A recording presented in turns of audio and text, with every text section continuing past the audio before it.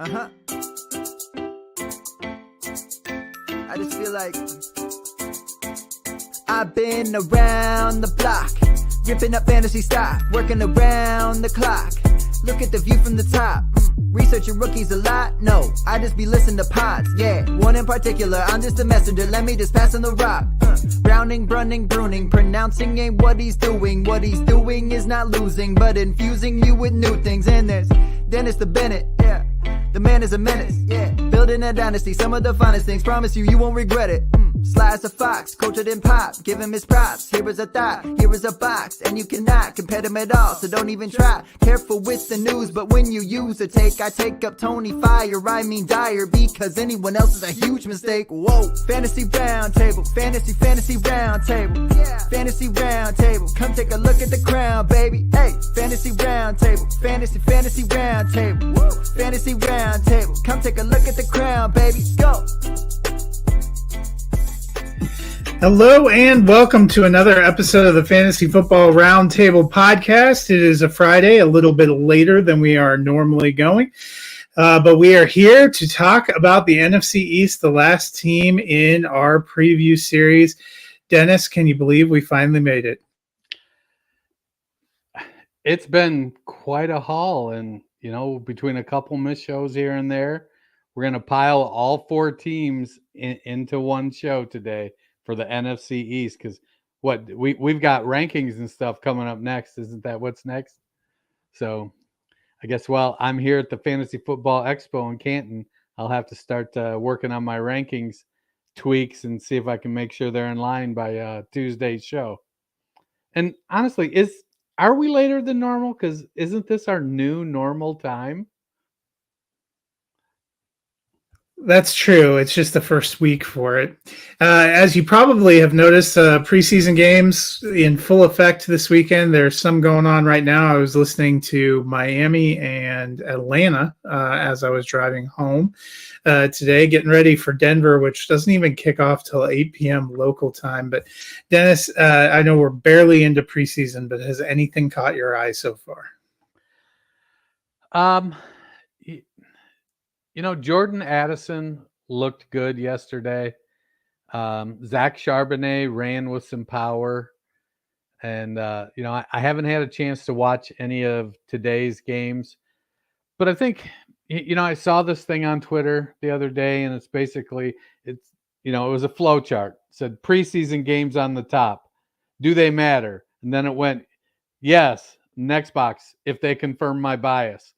The other side, no. If they do not confirm my biases, they don't matter. So, we're going in here, we've been at it all summer since the draft. We have some preconceived notions about these players. And so we're looking for confirmation because we feel like we've worked hard to develop our strategies and see who there is in the league that we want. Who do we want to draft for our redraft leagues? Who do we want to target for trade in our dynasty leagues? So we're looking to see if those things start to match in the preseason.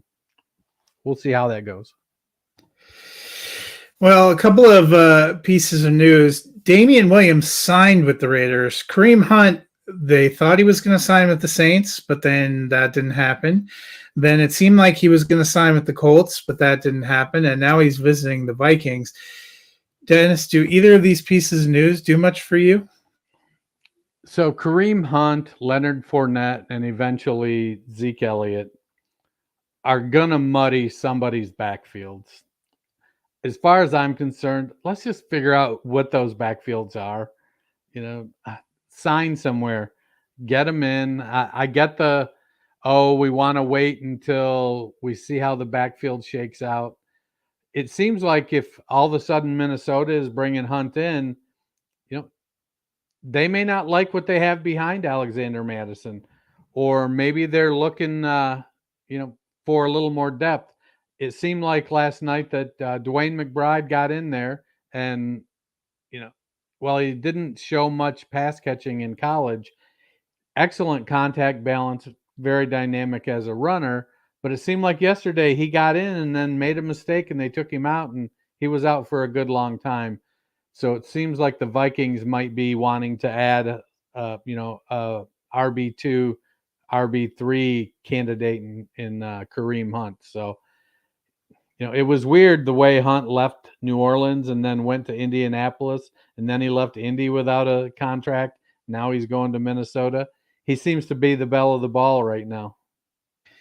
Well, it was even weirder with New Orleans because most of the reports in the middle of the day was he was about to sign pending a physical. And then all of a sudden it was he's on his way to Indianapolis. I'm like, oh, I was told there was going to be a signing. Well, today we are looking at the NFC East. We are going to go through all 4 teams, and that starts with the Philadelphia Eagles. In 2022, the Eagles were 14-3, first in the NFC East, and they lost in the Super Bowl to the Chiefs. Key additions, they picked up DeAndre Swift and Rashad Penny at running back, Marcus Mariota at quarterback, Tremaine Edmonds at safety, Greedy Williams at corner, and Miles Jack at linebacker. Among their losses, Gardner Minshew, the quarterback, went to the Colts to join Shane Steichen, who was their offensive coordinator. Miles Sanders, the running back, went to the Panthers. Chauncey Gardner-Johnson, safety, went to the Lions. And Javon Hargraves, a defensive tackle, went to the 49ers. In the draft, they picked up defensive tackle Jalen Carter and linebacker Nolan Smith out of Georgia. They also picked up offensive tackle Tyler Steen and safety Sidney Brown. Key fantasy assets, Jalen Hurts was QB3 last year despite missing 2 games. DeAndre Swift was running back 21 for the Lions. Rashad Penny was running back 71 for the Seattle Seahawks. In the passing game, A.J. Brown was wide receiver 6. Devonta Smith was wide receiver 9. And Dallas Goedert, despite playing 12 games, was tight end 12. So, Dennis, what is your fantasy expectation for the Eagles, and how do you feel about this running back group, especially now that the talk is that Kenneth Gainwell may actually be the one you want to roster? I'm not buying the Gainwell hype. He's not super athletic. He's a okay back. Does a couple things pretty good. He's not nearly as explosive or as powerful as Rashad Penny, though he does seem to have a nose for the end zone, as does Boston Scott. But it kind of feels like Scott and Gainwell are playing for one spot. DeAndre Swift and Rashad Penny both have injury concerns, or with Swift, I guess it's not as much injury concerns as it is toughness concerns. Penny's had some very legitimate injuries over the course of his career, but Penny's also a super dynamic runner with excellent speed. It was a very small sample size last year, but he was 6th in yards after contact. He's a powerful back. He just gets banged up and then sometimes has some major injuries.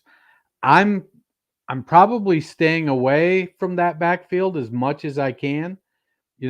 Swift is currently coming off the board at RB21. I'm going to wait till probably RB25 or 6 before I dip into him. I see he could easily, if he stays healthy, he could easily hit that RB21 mark. But Jalen Hurts doesn't throw a lot to the running backs, and I think that's Swift's bread and butter. What is it? Rashad Penny, he's coming off at RB40. That to me is, pretty good value, but we all look at that and think, what's he going to play? 4 games, 6 games, 10 games? You just don't know with that. And so I think I'm waiting on Penny as well. It's to me, it's one of the stay away backfields, and until you're getting, somewhere between 5 and 10 positional value spots, I think you kind of stay away from it. In the wide receiver spot, it's top heavy. It's A.J. Brown, it's Devonta Smith. Then you have Dallas Goedert at tight end. Brown has a bum knee. He plays through it. They manage it during the week. He doesn't practice, Wednesdays or whatever day it is. But he's an extremely efficient, extremely powerful wide receiver. Devonta Smith has lived up to his name, the Slim Reaper. He's a killer. I think if Brown were to go out, Smith is stepping right into the wide receiver 1 on that team. He's certainly the 1B if you're going to split him. I like what they do. Jalen Hurts, for me, Hurts has to take the next step in his development. Um, he runs great. He's a powerful runner. He's a good passer. Let's start to use some of those weapons like DeAndre Swift and take some of that pressure so Hurts doesn't take as many hits. It's great to watch those quarterbacks run and be dynamic, but you got to stop them from getting beat up. And as big and strong as Jalen Hurts is, I want to see him avoid hits. So, you know, I hope DeAndre Swift can stay healthy and get back up into that 75, 80 target threshold again. Yeah. The two receivers and tight end kind of locked where they go. The biggest question is backfield. A bit of a correction. Swift's Fantasy Pros ADP is RB27. He was RB21 last year. Gotcha. There isn't, to me, a lot of Eagles that I find appealing in value. So I guess I would probably lean that way because I think he has the best chance, if everything broke right, to outplay that. I think A.J. Brown and Devonta Smith's ADPs are about right for them. So is Goddard, so is Hurts. And Rashad Penny scares me a little with his injury history. But do you have a lot? Do you have a value you like? I think the value is DeAndre Swift or Rashad Penny. Penny, just because he goes so late, and if lightning strikes and he stays healthy, we've seen it for a 5-game stretch how dynamic he can be. And at RB40, that is a phenomenal value. If he gives you 14 games, he could easily be the RB14, RB15. So I think if I'm getting, RB40, you're probably talking 10th, 11th, 12th round at least. I'm gonna roll the dice there. I think just because I think the upside of Rashad Penny that late is better than the upside of DeAndre Swift at RB27. So, Dennis, I think the big question is, how will the Eagles finish? For me, they were a top team in the NFC last year. I think they're a top team in the NFC again this year, and not a bad bet to be a Super Bowl contender. I think they'll probably win the East. But do you have them similar? Yeah, I have them atop the East at 12-5. I have them going. I have Washington squeaking one out on them at home. I have Kansas City beating them at home. The Giants in the last game of the season. Got Dallas beating them at home. So I have some division games. Let's see, where'd they go? So I only have them 3-3 in the division. That's probably a bit light. They probably win at least 4 games. So if I was going to take one away, it'd probably be the Washington game. And I'm not sure. I'd have to go back through and look and see who I might take away as a victory they have now. I think 12-5 is the right number. All right. So next up for the NFC East is the Dallas Cowboys. They were actually 12-5 last year. Second in the NFC East, lost in the divisional round. Key additions, they brought in wide receiver Brandon Cooks and running back Ronald Jones. Key losses, they released Ezekiel Elliott, their longtime starting running back. He is unsigned right now. Dalton Schultz, tight end, went to the Texans, as did wide receiver Noah Brown. In the draft, they took defensive tackle Mozzie Smith, tight end Luke Schoonmaker, and running back Deuce Vaughn. Key fantasy assets, Dak Prescott finished as quarterback 18 last year. Tony Pollard was running back 8 and is playing under the franchise tag this year. At wide receiver, CeeDee Lamb is wide receiver 5. Brandon Cooks was wide receiver 49 in Houston. Michael Gallup was wide receiver 66 at tight end. Jake Ferguson was the best of the tight ends that's still on the roster, was tight end 48 last year. And they also have Luke Schoonmaker. So what are your fantasy expectations for the Cowboys? And are you pretty confident in Tony Pollard? The way they've approached the running back room, I think you have to be confident in Tony Pollard. Ronald Jones is suspended for PEDs, and let's face it, I'm not sure Ronald Jones was going to beat out Malik Davis if I'm being, or Rico Dowdle, if I'm being completely honest. Um, Jones is a very one-dimensional running back. So the question is, can Pollard handle being the lead back for a full season? The only way you find that out is to let him be the lead back for a full season. They're still going to pass the ball to him. I think that, it feels like they're going to bring somebody in as a big back. Maybe they think that Jones can handle it, taking a beating when they need somebody to pound it up in there. But I like Pollard, and at RB9, I think that's within reach. I don't think he's a value at that point, but he was 9th in yards after contact last year, and he finished at RB8. So he was on the field, he was making plays. He has a 3-down skill set. So if he's in there and he stays healthy this season, I think you got to lock him up and let him play. Dak at QB 10, he had a career high in interceptions last year, and it seemed things were just a little bit screwy last year with the wide receivers. Gallup never quite made it back. Noah Brown, as much as I want to cheer for him as an Ohio State Buckeye, he's dollar store Mac Hollins. I think that CeeDee Lamb is a stud. I love him both in Dynasty and redraft. I think Brandon Cooks is going overlooked again. Wide receiver 39?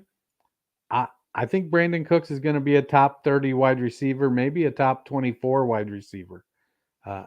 He just looks good. I think at that expense, it's going to be Michael Gallup. I think Gallup will be a best ball guy, but I don't think he's going to be a guy you can consistently count on this year unless they throw the ball 700 times, and I don't think they're going to do that. And at tight end, Jake Ferguson isn't even going drafted in dynasty leagues, where Schoonmaker's going at tight end 21. I don't think Ferguson's just going to give that position away, and Schoonmaker's a little bit banged up, but I'm not really in on either of the tight ends for redraft this year. So I like Pollard. I don't think he's a value. To me, the best value on this team is Brandon Cooks at wide receiver 39. See, you and I are on the same position for value, but I went with Gallup. He's going as wide receiver 61. I think part of his issue last year was kind of still recovering from injury. Back when he was fully healthy in 2020, they had 3 receivers that got more than 100 targets each, and Gallup finished as a wide receiver 3. I think he could end up there again. I think that the passing game is probably going to go through the receivers. I'm 100% with you. I'm not in on these tight ends. Whereas, the last few years, Dalton Schultz was kind of a big target machine. The real question was probably the biggest loss for Dallas was their offensive coordinator, Kellen Moore, went to the Chargers, depending on how you feel about Kellen Moore. So now it's kind of all on Mike McCarthy. And to me, that's more of the question. Just like he planned it. But I like Gallup as my value. So, Dennis, the Cowboys made the playoffs and won 12 games each of the last 2 years. Do you like them to get back to the playoffs again? Yeah, I have them in the playoffs. I've got them at 11-6. I've got them, losing opening night to the Giants in New York. I have them losing to San Francisco, the Chargers, the Eagles, Buffalo and Miami later in the season. Could they pull off another victory in there? Yeah, they could. I think they're probably going to finish second in the division, and they'll be a playoff team. And, as you know, once you're in, anything can happen. So true. I also think they will make it in as a wild card. I think if Philadelphia wasn't in their division, they'd probably be a pretty solid division winner. I think the Cowboys are better than all but 2 or three teams in the NFC. The NFC not as incredible a conference, and that's kind of where they were last year. Just unfortunate for them that they have a pretty good Eagles team in their own division. The third place team in the NFC East last year was the New York Giants. They finished 9-7-1, which was third in the East, but they did qualify for the playoffs in Coach Brian Daboll's first season. They lost in the divisional round after upsetting the Vikings in the wild card round. This offseason, probably their biggest moves were signing Daniel Jones back and at least getting Saquon Barkley to agree to a one-year deal to return. But they also added wide receiver Paris Campbell, tight end Darren Waller, and running back James Robinson. Among their losses, wide receiver Richie James went to the Chiefs. Fabian Moreau, which was one of their corners, went to the Broncos. In the draft, they picked up Deontay Banks, a corner, in the first round. And then later they got Jalen Hyatt, a wide receiver, in the third round because they haven't met a slot receiver they didn't want to sign or draft. And they also picked up Eric Gray at running back. Key fantasy assets. Daniel Jones was quarterback 9 last year. Saquon Barkley was running back 5 a year ago, and wide receiver Paris Campbell was wide receiver 48 for the Colts. Darius Slayton was wide receiver 52, came back on a returning contract. Jalen Hyatt, the rookie, is there. Isaiah Hodgins was wide receiver 74 for the Giants, but flashed a little at the end of the season. And last year's rookie receiver Wan'Dale Robinson was wide receiver 116. Darren Waller, who missed a good chunk of time for the Raiders, finished as tight end 31 last year. So, Dennis, what are your fantasy expectations for the Giants, and do you have any faith in anyone in the receiving corps? I mean, didn't they also sign Cole Beasley? I heard they're having Wes Welker and Julian Edelman in for visits as well. Brandon Stokely, any other slot guys I'm missing. So it's they do have Sterling Shepard too, which I forgot about. But if he could play more than a game, I would include him in anything. Yeah, their wide receiver room is a quagmire, for lack of a better term. The only guy they have with size is Hodgins. Darius Slayton is decent sized as well. And Paris Campbell is 6 foot, but Hodgins is the big wide receiver. I think it's, drafters are taking Waller at tight end 5. I think a lot of drafters are expecting Waller to be the NFC Travis Kelce. He's going to be the top dog in the target tree for the Giants. I want to buy into Waller. I just don't think tight end 5. I can't make that investment. I'm probably going to pass on that. But, Barkley, I like Saquon Barkley, but I don't find him to be a value at RB3. It's going to be a challenge. You just find it. It's really, I struggle with it because a lot of people want to be in on Jones after what he did last year. And theoretically, second year with the head coach, second year with the OC, he should take a step in that offense. But they did so little at the wide receiver position that I'm nervous. It makes me nervous because they didn't give him weapons. Now their offensive line has come together. And I suppose, if they like what they've seen from the guys they have that have been injured and just haven't played a lot, maybe they believe, if we get enough of these guys, we're going to be able to have a good wide receiver core. I don't know. I hesitate to grab any of their wide receivers as a value. I'd probably gravitate towards Paris Campbell at wide receiver 79, just because I think he's versatile enough that he can play in the slot, and at 6 foot and 200 pounds, I think he has good size there. And at, the high 4.3s, low 4.4s, he does have the speed to flex outside and get downfield.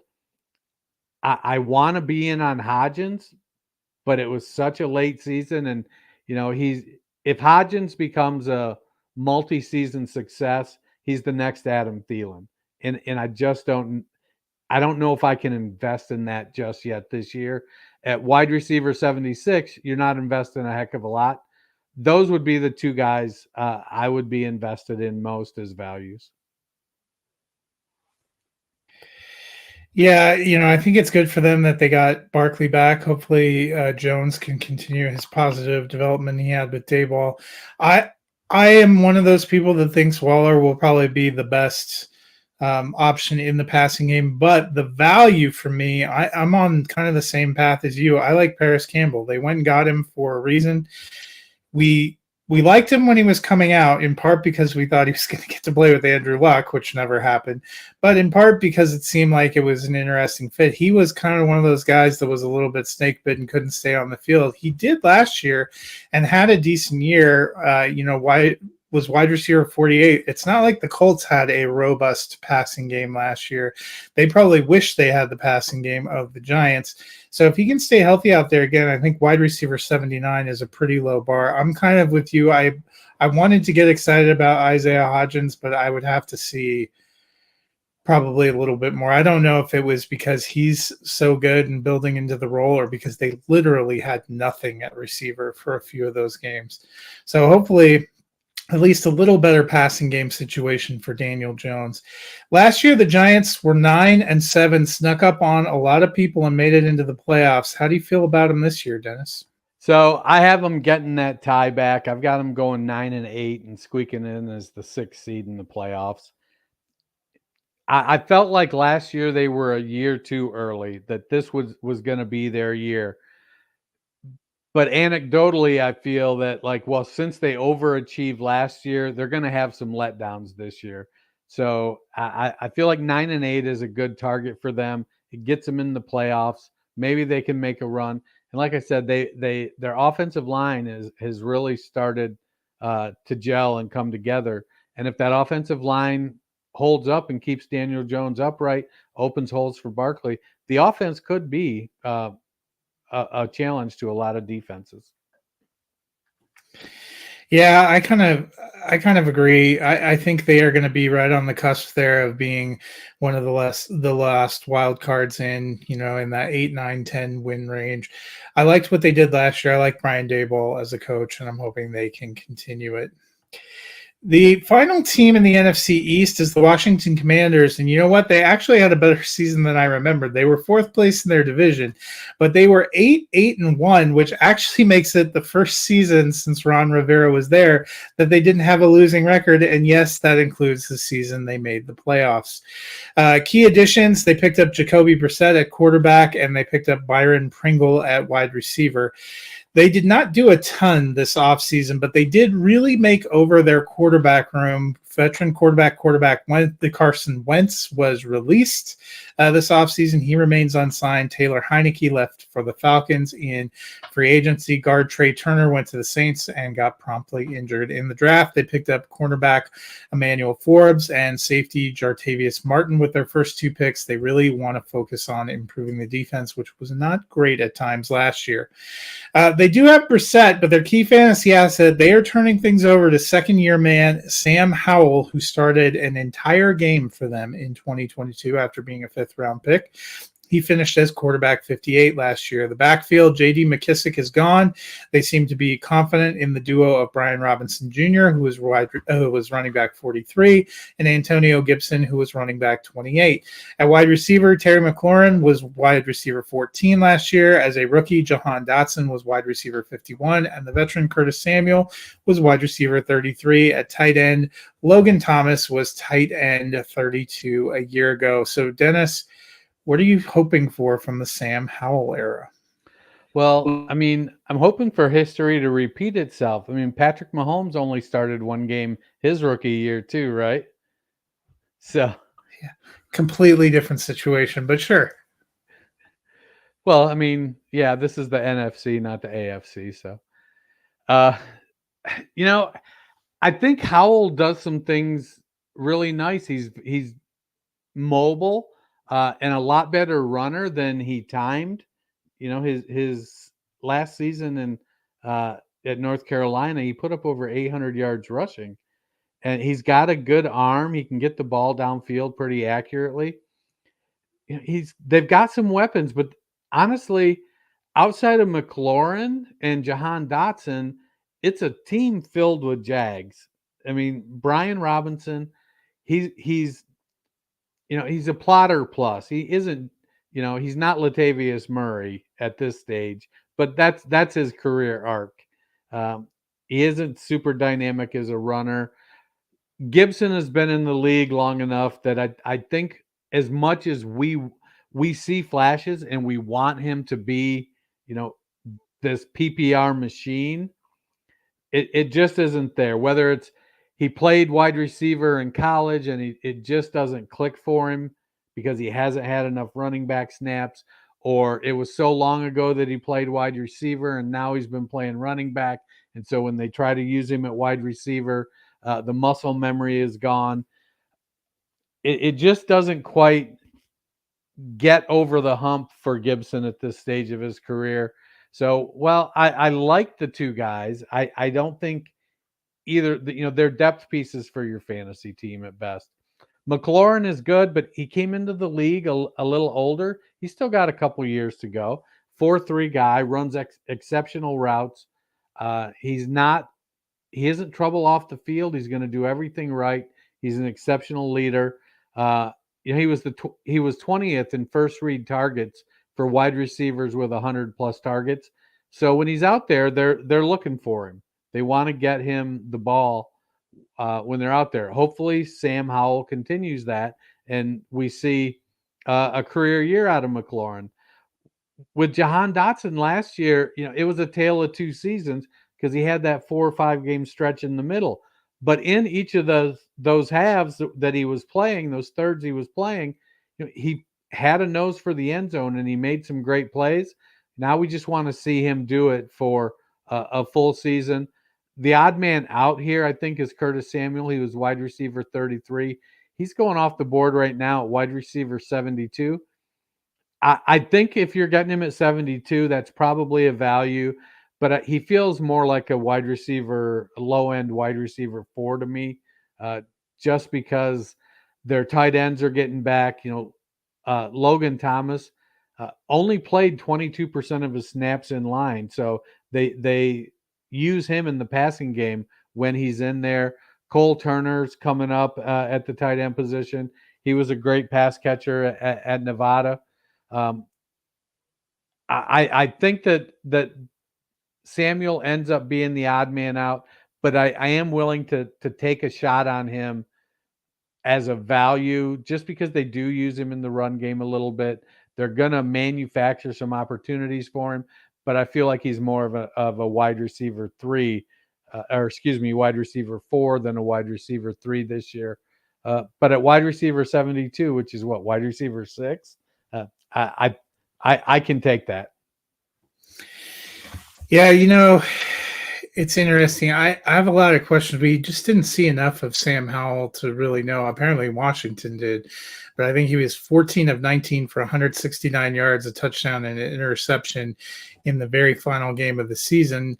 I'd like to see a little bit more out of him, and that's what gives me a little bit of pause about the passing game assets. I think Terry McLaurin will still be fine, but his ADP at wide receiver 21 doesn't feel that much of a value to me. I'm with you a little bit on Antonio Gibson in the fact that when I was looking it up and I saw he finished as running back 28, I did not remember him being that high. And despite my surprise at that, I'm still going to say that's probably the value I like at running back 35. I think he can be a running back 3. I like him a little bit better than Brian Robinson because I think Gibson, especially when we saw them splitting down the stretch last year, is a better receiver and is a little bit more of a, I guess, has a little bit more burst.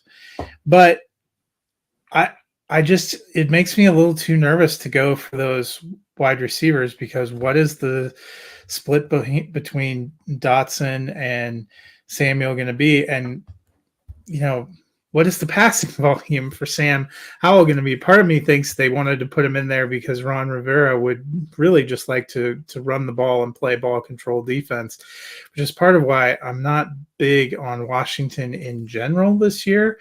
I think 8-1 might end up being the high watermark for Rivera's tenure. I'm not sure they're very good this year. I think they're definitely going to finish at the bottom of their division, and I wouldn't be surprised if they were in the 3-5 win range and get ready to kind of turn over the franchise. Part of me thinks the only reason they're kind of in this holding pattern is because they had to get rid of the Daniel Snyder era, which they have successfully done. And next year is really going to be when we see a different look for the Commanders. But Dennis, do you have more faith in Washington than I do? I wish. I've got them at 4-13. I want to have faith. I really do, because I like Sam Howell. He was my quarterback coming out that year, and I just feel like he's in a no-win situation. Rivera, he's not on the hot seat. The writing's on the wall. They've made their change at ownership. They're going to clean house, and they're just waiting for the team to suck this year to do it. And, I've got them beating Arizona at home. I've got them beating the Bears at home in week 5. I do have them squeaking one out against Philadelphia. But like I said, when we talked about Philadelphia, I'm probably going to give that one back to Philly. Have them squeaking out against the Giants. I think that the Giants aren't as good as Philadelphia, so I'll keep that one there. To me, it's just not a very good team. And, when they bring in a guy like Chris Rodriguez, where everybody's like, oh my gosh, this dude is so stiff and can't play the running back position in the NFL. And they're like, man, we like this guy. We'd have taken him a couple rounds earlier if we didn't have people we like better. It's like, man, Chris Rodriguez wishes he was as athletic as Brian Robinson. So, yeah, I don't have high hopes, unfortunately. So I think Sam Howell's going to, be this QB generation's Colt McCoy. Just never put in a position to be on a good team and able to just learn into the job. He's going to be a guy that's always chasing and getting pushed out. I mean, that might end up being true of almost all the quarterbacks from last year. I mean, Kenny Pickett went in the first round, seems to have his position stable. We'll see what we got in Desmond Ridder. And all those guys are in much better shape than Matt Corral, who probably could have had a shot to start some games last year for the Panthers had he not gotten injured, and now is buried somewhere beneath the turf in Carolina. So that is a wrap on the NFC East. It is a big ball weekend. Hope you guys get to see all of your teams out there. We have not forgotten those of you who are popping on, giving us a rate and review. Dennis and I will put our heads together and make an announcement when we have our next show. So Dennis, why don't you tell the people what we would like them to do? What we need ratings and reviews. We desperately want them. It helps our confidence. It boosts our egos. That's what we're in it for. We just want these virtual pats on the back that are 5-star ratings and reviews. That's what we need. Virtual pats on the back, especially going into the grind that is the NFL season. We've been chipping away and all off season long to get you ready to win your leagues. Give us a rating and a review while you're out there. You can listen while you're mowing the yard, download, subscribe to the podcast. And if you're in Canton this weekend at the Fantasy Football Expo, I'll be hanging out with the Dynasty Nerds. I'll have some version of this Dynasty Nerds t-shirt on. So come up, say hi, introduce yourself. Well, that's a wrap on today. Dennis hit it right on the head. We are going to move into redraft rankings with the last couple of weeks. Next week, we will look at quarterbacks and tight ends, and then we will do a week on running backs, top 50, a week on wide receivers. And then it'll be time for us to make our picks because you know what? Games that count will actually be here. So we will see you on Monday as we look at the top 25 quarterbacks. Until then, enjoy the weekend. I hope you are out at the Fantasy